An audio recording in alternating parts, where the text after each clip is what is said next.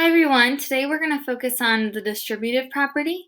Many of you are probably already familiar with this, so we're going to do some review first.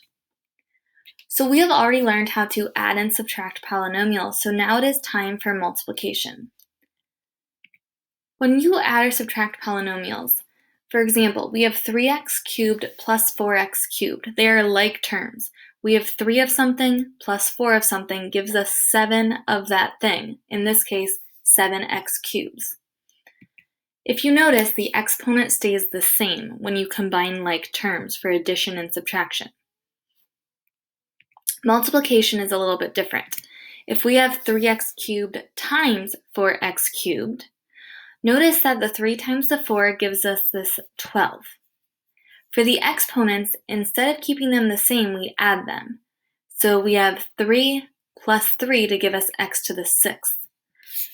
So in multiplication, you add the exponents of like bases. They both have x's, so we can add the exponents.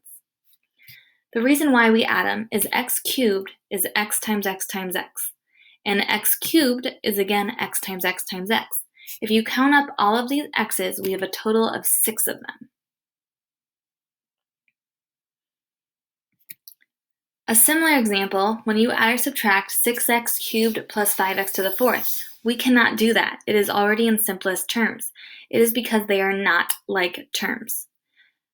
You cannot combine an x cubed and an x to the 4th using addition or subtraction. You can only combine terms that are the same. But multiplication is a little bit different. We have 6x cubed times 5x to the 4th. 6 times 5 will give us our 30. X cubed times x to the 4th is x, and you add the exponents 3 plus 4 to get x to the 7th. So you add the exponents. The reason why this is because x cubed is x times x times x. X to the 4th is x times x times x times x. Add all of those x's down below together and we get a total of 7. So we have 30x to the 7th power. We've seen a problem like this before. This is where we have to distribute the 3. So we have to use our distribution property.